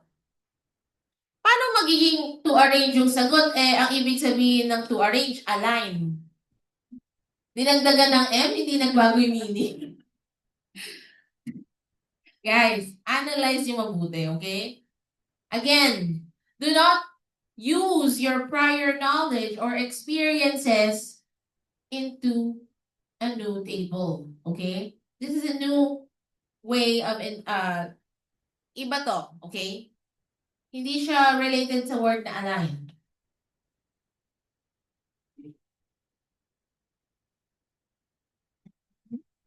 To speak badly about, to cast an evil spell, to speak badly about, to charm, enchant, to flatter. Kung mapapansin nyo, pwede na natin i-eliminate yung A, di ba? Eliminate na natin yung A kasi it's impossible na ito yung sagot. Kasi nga, align lang yun. Alam nyo nung baby pa kayo, alam nyo na yung word na align, ba't parang hindi nyo alam? Okay. Align. All together. Align. Di ba? Yun yung ibig sabihin ng align. So,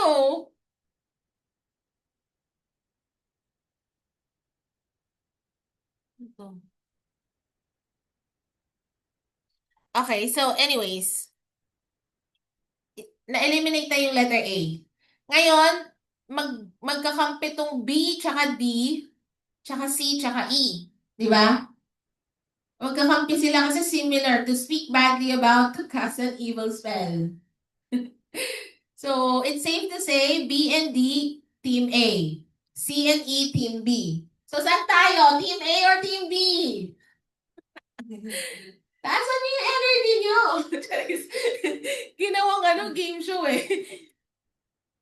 Okay. So, if you knew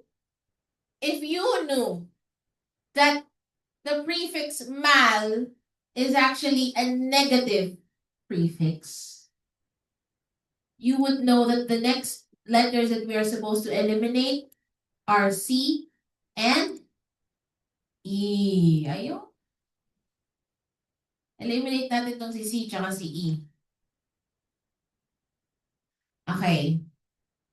We only have two left, B and D. Okay?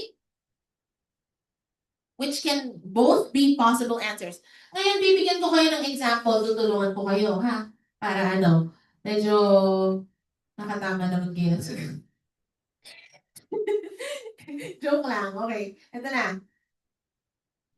She felt hurt when her colleagues maligned her reputation.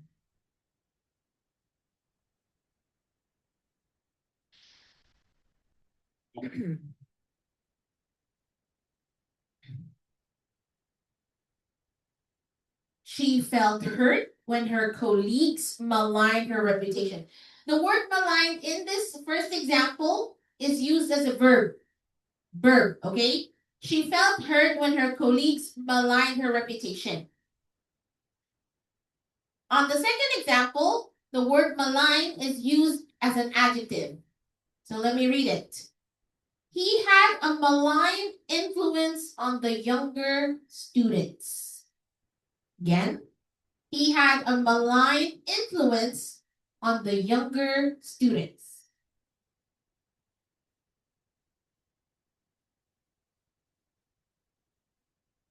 Okay, we know that the word malign has a negative connotation to it.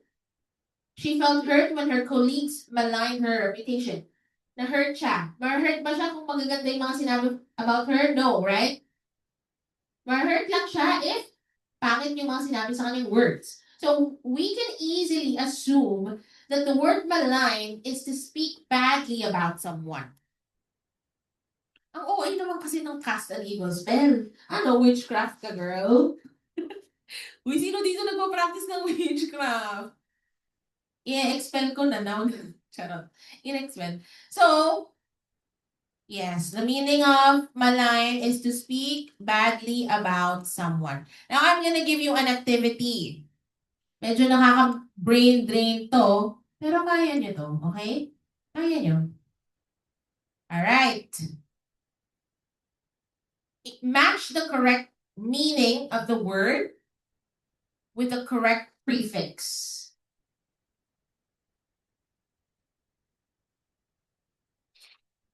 Sige nga. So, hindi arrange properly tong A at hindi rin arrange properly tong sorry, again.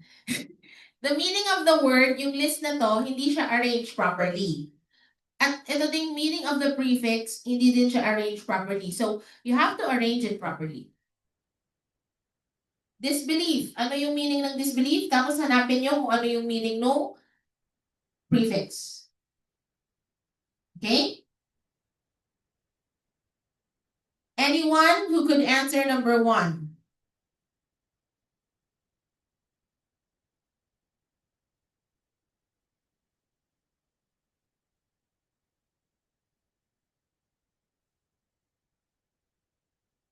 Okay, may sumagot ng C. Tama po. The state of not accepting something as true. Because we know the word believe means naniniwala. You're accepting the truth when you believe something, right? So, dinagdagan natin siya ng prefix na dis, which makes it negative. Disability, disbelief, dismay. So, prior to this word, you already know that yung prefix na dis or dis has a negative tone to it as well, right?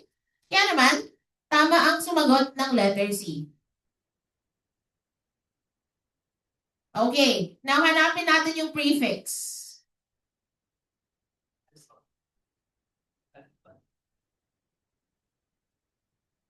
Ang tamang prefix po ay away from, apart, reversal, or not. Okay. Abscond.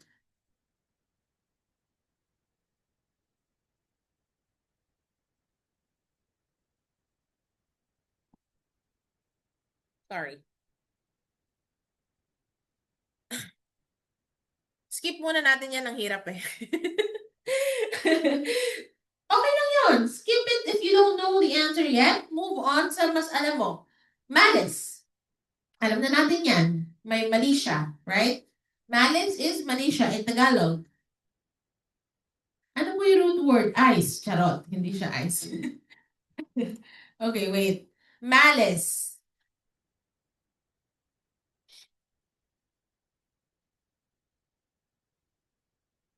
Right, that's correct. Desire to cause pain, injury, or distress to another person. May mga nagchat-chat dito sa...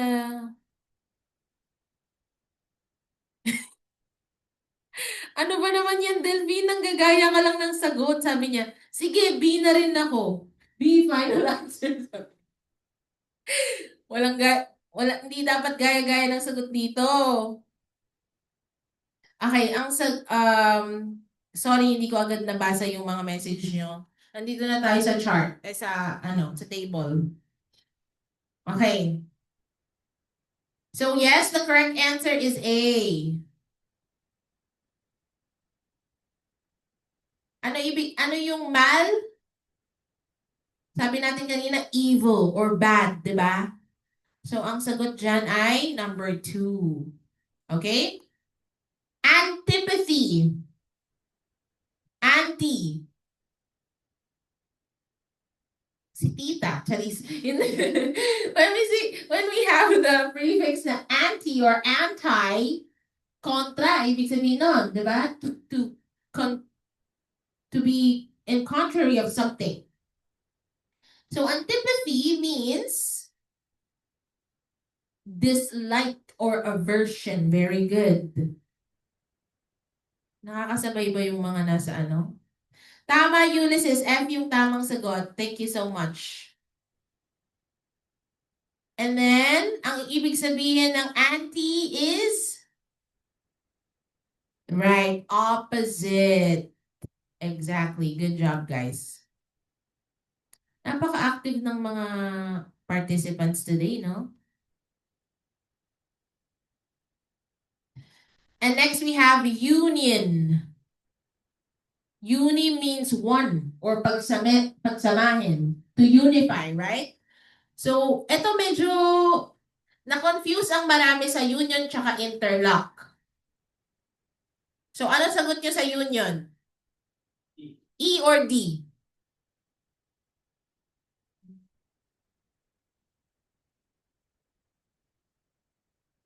Okay? Ang sagot po dyan ay E. Confederation of individuals.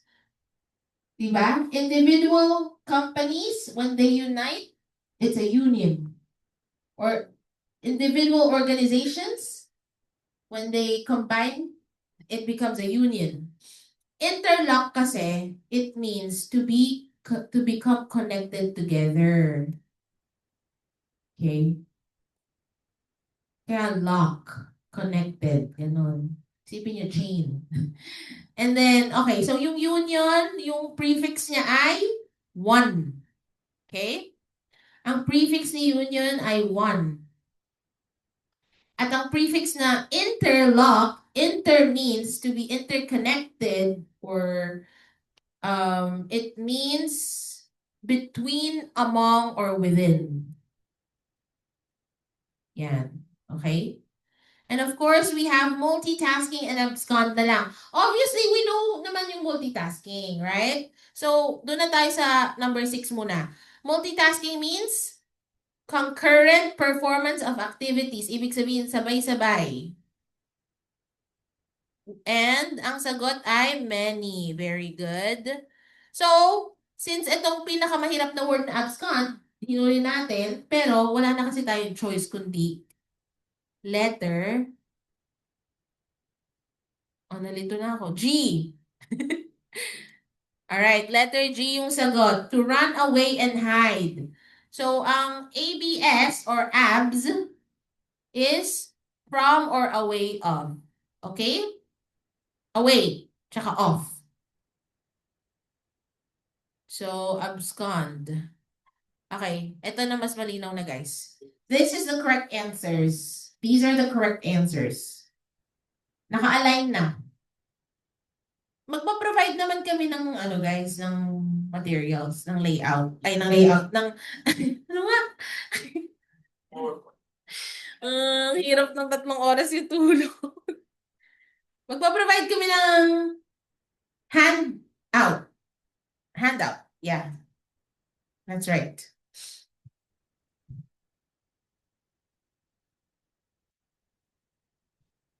My eyes hurt a lot, seriously. Because they're exhausted. Okay. Now we're gonna go into the more detailed discussion of the different prefixes, okay? But I'm not gonna like, parang papasadahan lang natin sa sobrang dami kasi nito. Okay? Hindi natin kayang i-cover lahat. But you guys, you can always review on your own. Okay? Yes, Ulysses. D tsaka B. Ma'am, pwede ba silang gamitin synonymous? Union and interlock. I haven't tried that. I'll check.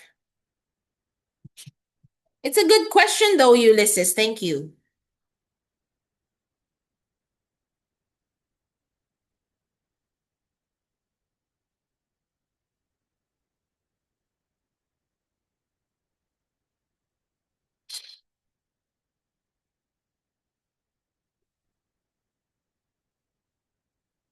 They are related, but they are not synonymous. I'm sorry.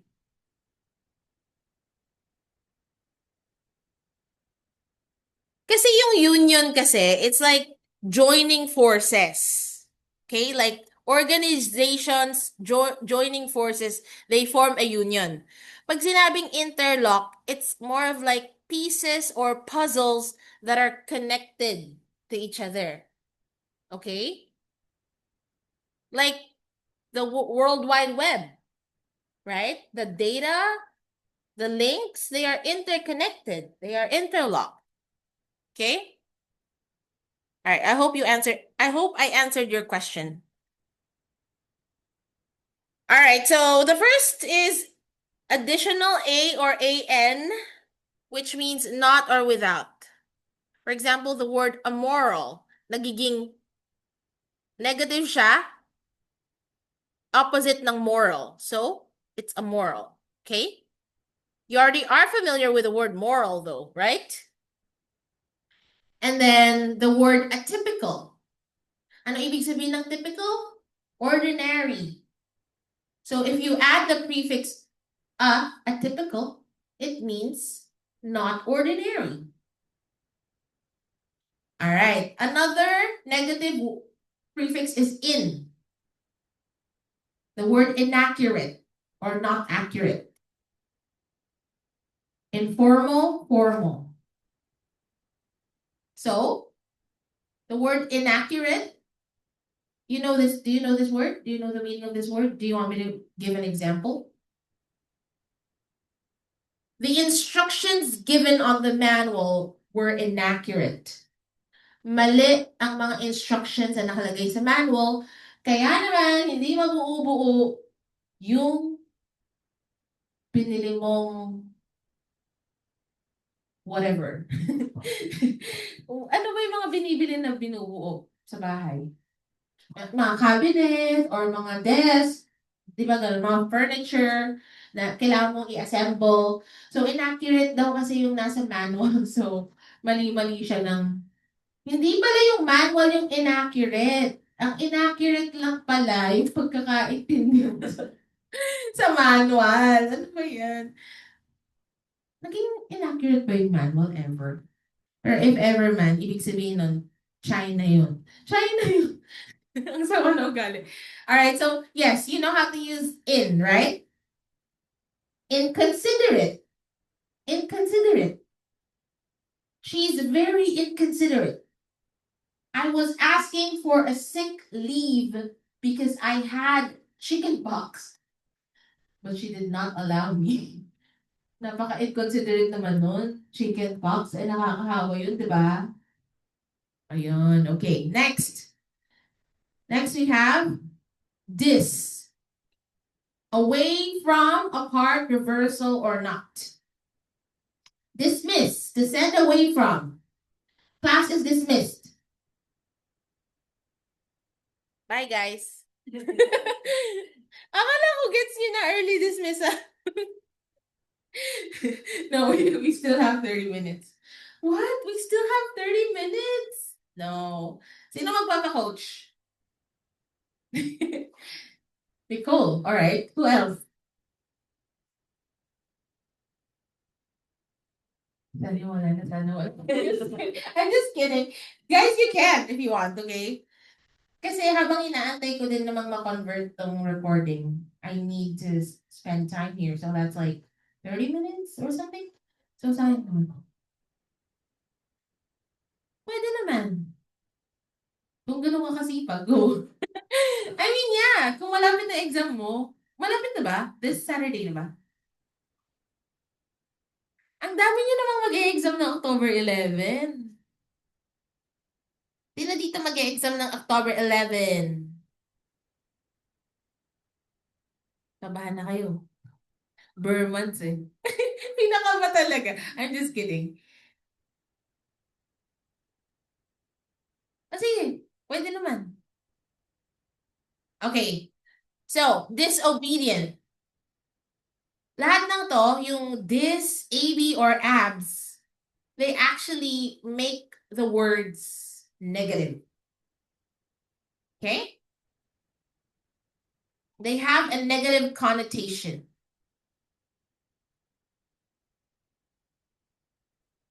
Okay, ito. AB or abs, abnormal. Away from or apart from the standard. So yeah, it's actually the opposite of normal, abnormal, right? X. Siya yung dapat kinalimutan mo na. Huy, hindi. Wait, okay, so X means out of or away from. Exit. It's out of or away from. It means if you want to go out of the building, go through the exit door. Or if there's an emergency, go through the fire exit. So buildings are supposed to have fire exits, right? Next, we have expel, to drive out or away. Yes, you can be expelled from school if you have, what do you call that again? Decorum. Negative decorum. Ano nga yung decorum kanina? Behavior or manners, right? She has been expelled from the community or from the organization because of disobeying a lot of rules. Okay. Mal, we already know this. No need for further discussion. I already did discuss this. Miss, to spell incorrectly, misspell. misbehave, to behave badly. So it also makes the word opposite. Okay? If you see the prefix mis, automatically you would know that it's something wrong, ill, or lack of something. For example, you're looking for your keys, but you misplaced your keys. So, lack of information kung nasaan na yung keys mo. Okay? Alright, anti or anti? Ito pwedeng i-pronounce as anti or anti. It depends, but just be consistent. Antibiotic, antidote. Yan. Substance that kills microorganisms. So, yung bio, kasi it means life. So, yung anti, it kills it. Antibiotic kills the living organism, right? Antidote, remedy for counteracting the effects of a poison. You know the word antidote? Yes, exactly. So it also has a negative connotation to it. Or it also means opposing, right? He is such an antisocial gentleman, antisocial man. A lot of people became antisocial because of the pandemic. Have you noticed that? From being an extrovert, you suddenly became an introvert. Like you don't know how to socialize anymore after the pandemic? Or hindi naman? Noon pa po ako ganun, ay, bakit naman? Okay, no. May mga introverted people talaga. So, it's okay. I mean, but sometimes though, you have to come out of your shell because I feel like no man is an island. So, you need people to mingle with, to socialize with, because how can you further discover yourself if you're not actually mingling with people? Because I feel like I tend to discover a lot of things about myself the way I interact with other people. That's how human behavior works. Kung makapag-explain naman, kala mo naman psychologist eh. Okay, next is uni or which means one. Okay, uniform. One set of uniform for each school. Ibig sabihin magkakamukha. May unity. Okay? Nakakapagod i-explain. Ang dami. Alright. Kung saan na lang abutin ng time. Multi means many or multiple, like multimedia. Tony Gonzaga is known as one of the most popular multimedia artists in the industry, in the Philippine showbiz industry. Why is Tony Gonzaga considered as a multimedia superstar? Because she can act, she can sing, she can perform, she can host. Marami siya kayang gawin. Okay? She's a multi-purpose. So, alam niyo ba yung mga gadgets sa bahay na multi-purpose? Ganun yung mga binibili ng mga mommy eh. Kasi parang makakatipid ka, right? Kagaya ng air fryer. It's a multi-purpose device, right? You can heat your food there. You can bake it. You can roast it. You can fry it. It's multi-purpose. Kaso nga lang, hindi daw maganda yun. I mean, it has a lot of radiation. The radiation is very high when you use microwave ovens and the air fryer itself. So, mas maganda pa rin yung gasol. Very Filipino eh, no? Okay. So, high risk naman pareho kasi radiation is risky for your health but then yung gasol naman is risky for your life. So, choose your poison na lang siguro. Anyway, kayo ba? Ano gamit niyo sa bahay? Uling po. Well, there's nothing wrong with that. Si Delphine? Ay, Delphine, curious daw silang. Huwag natin ka masyadong bigyan ng pansin tong si Delphine. Baka mag-feeling na naman eh. Delphine, paging Delphine John Padilla.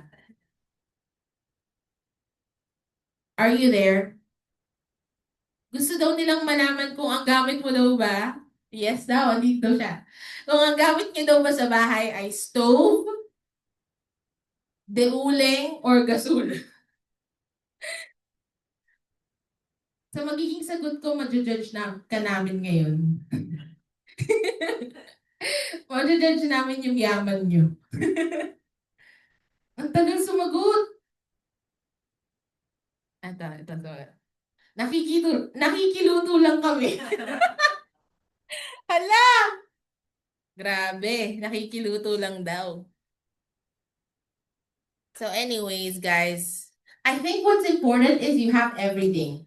Kasi pag naubusan ka ng gasol, kailangan mo induction cooker, right?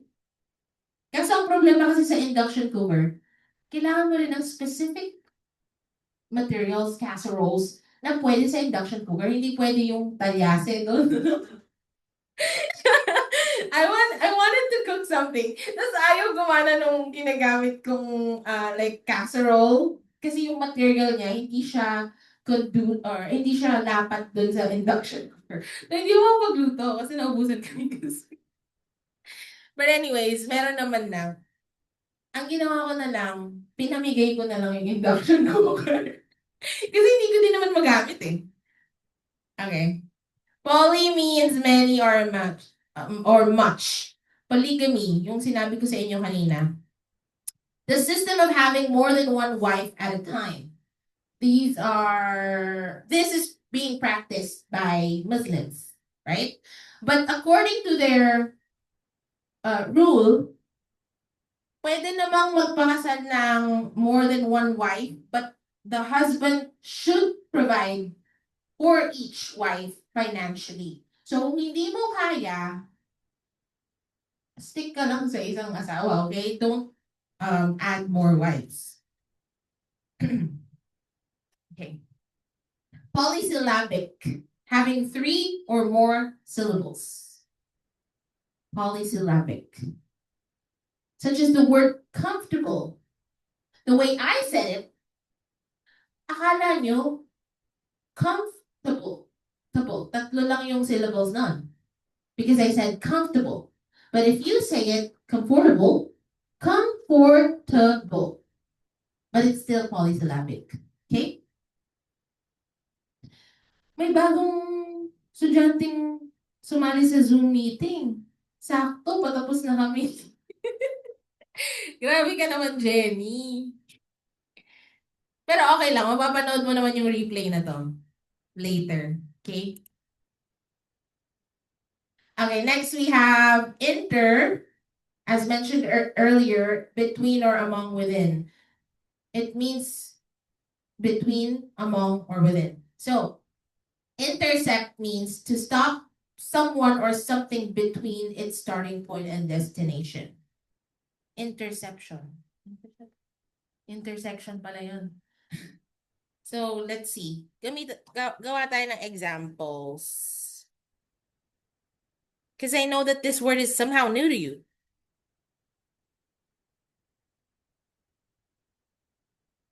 Riding something or intercept.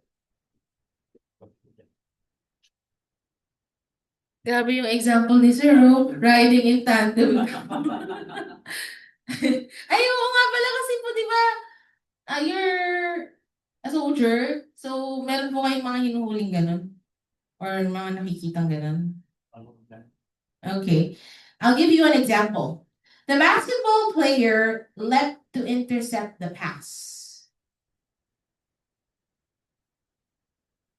So, imagine niyo na tumalon siya.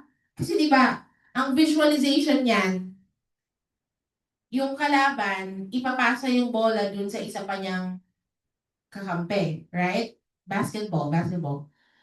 Pero yung ikaw, you're going to intercept the ball, meaning, aagawin mo yung ball sa pagkakapasa. Tama ba yun, Delphine? Kasi he said he's a basketball player. Sorry po, ma'am. Kakatapos lang po ng klase ko. No, it's okay, Jenny. We're glad that you're here. You still have a few more minutes. Okay, so yun. Na-imagine nyo ba yung intercept? Okay. For those na nanonood ng basketball or naglalaro. Intervene naman. Sa madaling salita, nangingialam. Alright. Oh, sino dito yung nakaranas na ng mga biyanan na mahilig mangialam? She always intervenes in our marriage. Okay, ganun yun, guys. Okay, yung parang marami siya laging gusto niya may role siya. Ganon, kahit wala naman dapat. Uy! Kahit wala naman dapat. I mean, I feel like yung mga biyanan tsaka manugang, biyanan, feeling ko dapat advisor lang sila. Hindi sila dapat mag-intervene. Kasi pag di ko kayo binigyan ng practical examples, hindi nyo maaalala yung intervene. O ngayon, alam nyo na. Alala nyo na yung intervene, di ba? Okay. Pwede rin naman, I saw my toddler trying to make his first few steps. I tried not to intervene to see how my toddler could do it by himself. Okay? So imagine niyo, meron kayong toddler. Pag sinabing toddler, ano na nga yung mga sinabi natin, mga age? Basta 2, 3 years old, toddler yon. Okay? So sabihin natin natututo ng maglakad yung anak mo, toddler. Hinayaan ko lang daw siya na matuto mag-isa. Hindi ako nag-intervene. I did not intervene because I wanted to see the capability of my toddler making his own first steps. Okay? You got it? And next we have co, com, or con. Whenever you see these prefixes, it means that with, together, or jointly. Cooperate. What does cooperate mean? Galaw-galaw. Huwag iasa lang kay leader. Di ba? Ayan tayo pag mga grouping sa school no? Kunwari pang mag-grouping, isa lang naman yung gagawa. Sino sa inyo yung mga madalas maging leader?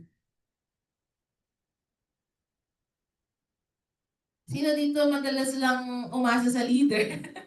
Okay, so if it's a team, you have to cooperate with each other. And if you are an effective leader, you would know how to make the members of the team participate. Okay? So cooperation is really key when it comes to a goal or a project or anything. Connect. Ayan, to bind or fasten together.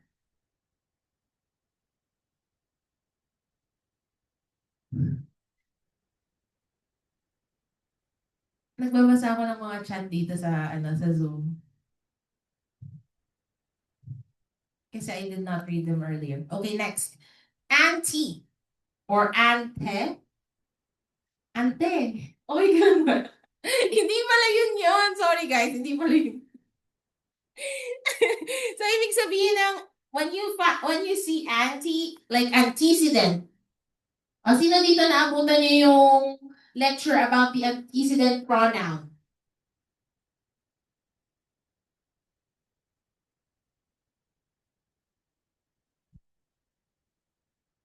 Okay.